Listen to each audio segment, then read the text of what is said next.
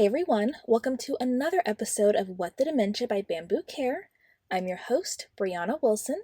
I'm a certified dementia practitioner and the founder of Bambu Care. So first, let me just start by wishing you all a happy new year.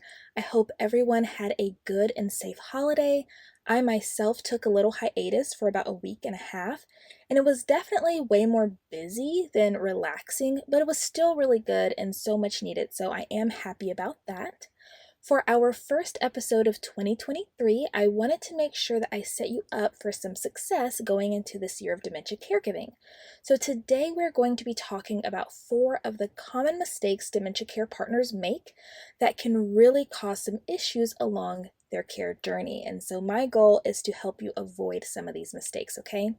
Now, if you would like to keep up with Bambu Care in between episodes, be sure to sign up for our newsletter, join our free community, and or follow us on Instagram at Let's Bamboo. We also will be doing housekeeping episodes once a month as well, so definitely stay tuned for that, okay? So mistake number 1 is correcting. This one is so easy to do. This is a quote-unquote bad habit that most of us have. If someone says something or does something wrong, we want to correct them. Half the time we don't even think about it, we just do it. And sometimes we do it to be a bit annoying, like, well, actually, but most of the time it is well-intentioned, right? It comes from a good place. But let's think about some of the times that someone corrected us. How did it feel? Sometimes it was appreciated, sometimes it was annoying, and sometimes it made us feel bad or even angry, right? It just depended, I'm sure, okay? And so the same holds true for people living with dementia. Some people won't mind being corrected, right? In fact, some people appreciate being told the correct information or guided on the proper way to do something.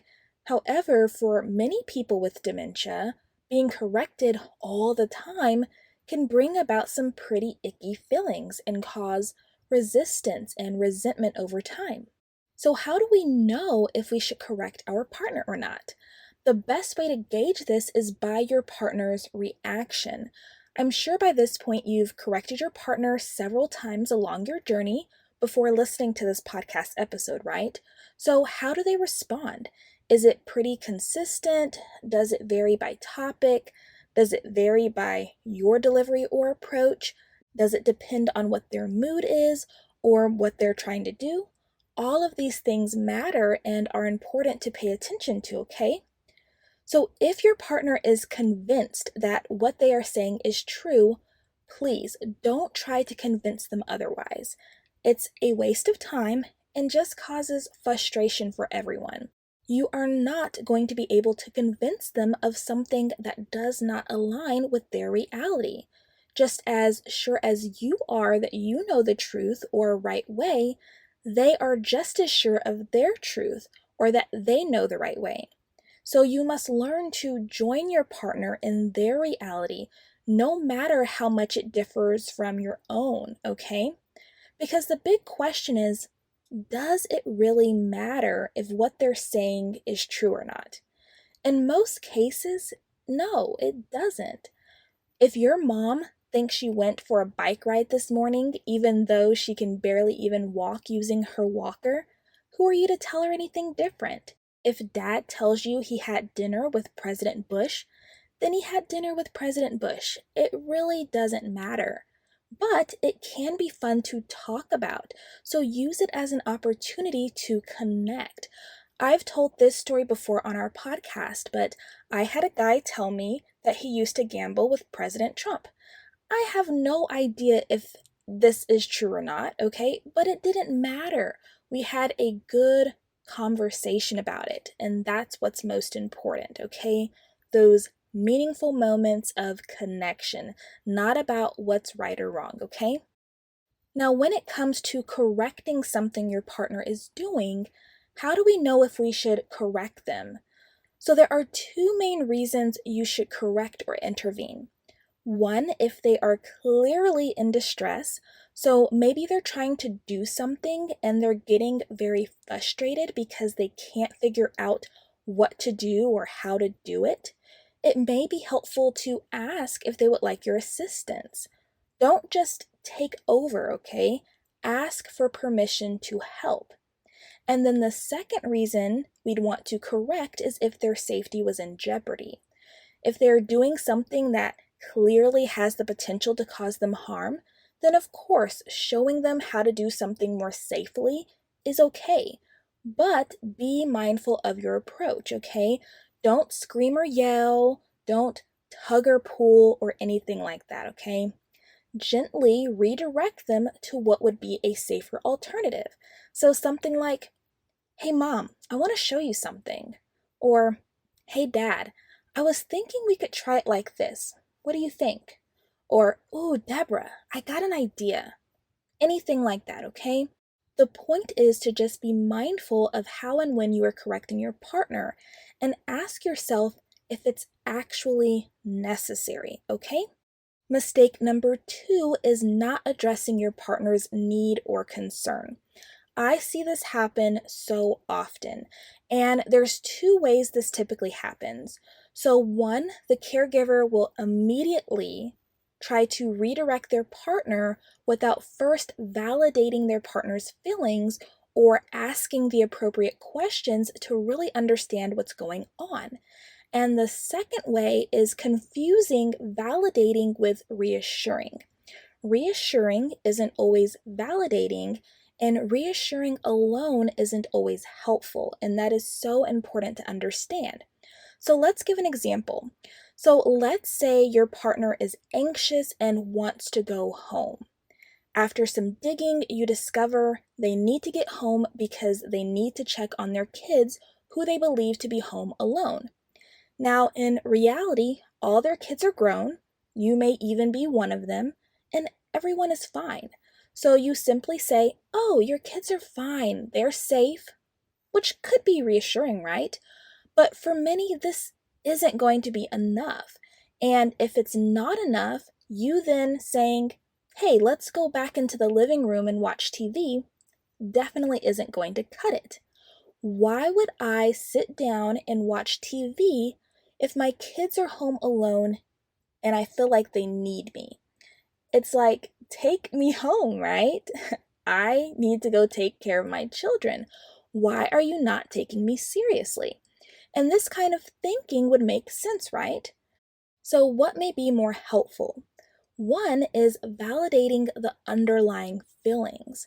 And the easiest way to do this is by repeating back to them what they have said. So, in this case, something like, "You need to get home and check on your kids." And then they say, "Yeah, I need to get home and check on them. They shouldn't be home alone." And you're like, "Okay, so you're worried about your kids." And they may say something like, "Yeah, they're 6 and 8 years old. I can't believe I left them home by themselves." And you'd say something like, "Oh, yeah, I can definitely see why that would worry you." Then you want to tell them something specific that would address their concern and actually make sense. And so in this example, if you are one of the kids they're talking about, you may have an idea of what would have been realistic. But please don't tell them, "Oh, I should have told you this, but they're with the babysitter," when they would have never let anyone like a babysitter watch their kids, because this may open a whole new can of worms. "My kids don't have a babysitter. Who is this babysitter? Do I know them? Who gave them permission to watch my kids? Why didn't anyone ask me?" You get what I'm saying? It needs to make sense. So in reality, in real life, when they would have had kids, right, that age, would their sisters sometimes watch the kids? What about the kid's dad? Did they sometimes stay late at daycare or school for one reason or another? Would they go over a friend's house sometimes, like for a play date?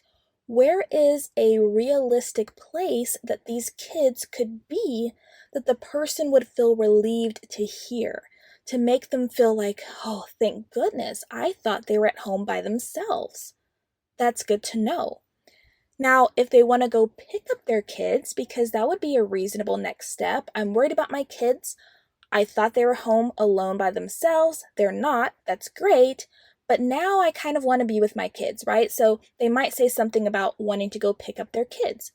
Then you could say something like, okay, we can go pick them up. I know they weren't expecting us until 6 tonight, but that should be fine.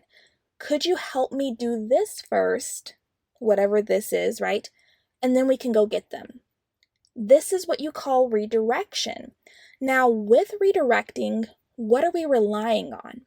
The hope is that if you can shift their emotion and distract, they will forget that they were worried or upset about something. Or if they still feel worried or upset, they might forget what it was about. And so it may translate into something else. But the point is that we're relying on them forgetting what they were worked up about, okay? Now, the way this plays out will vary, right? But the point is, please don't be so quick to dismiss what they are saying or redirect without first validating their feelings or emotions, okay? And then just to quickly mention, because I don't want this podcast episode to be too long, but you can also do redirection through conversation. So the conversation first starts out about her being worried about her kids and needing to get home to them.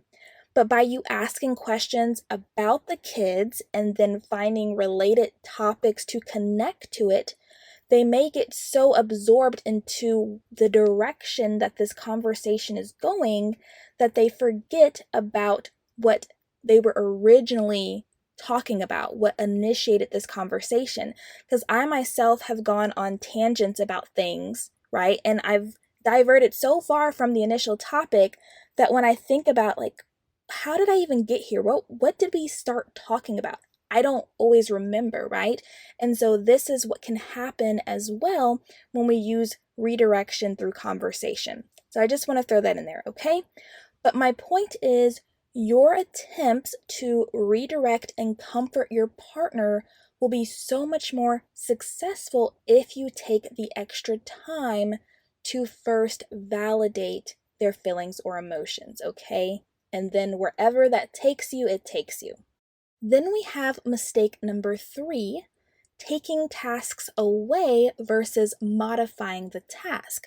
This is another common mistake, so much so that I nickname stage 4 the stage of take and tell, because when a person is first diagnosed with dementia, family will start taking things over, especially things like finances and cooking, and start telling them what they can and can't or shouldn't do. And as a person's dementia progresses, slowly but surely, more and more things are being taken away from the person. And if I'm being honest, this makes me really sad, okay? Most tasks should not be looked at as an all or nothing type of thing. Oh, they aren't paying their bills on time, so they can't manage their finances at all. They keep leaving the stove on, so they can't cook at all. They aren't dressing in weather appropriate clothing. They're putting on too many layers. They're not matching, so they can't dress themselves at all. I have to do it. We want to empower our partners to participate in their life and care as much as possible.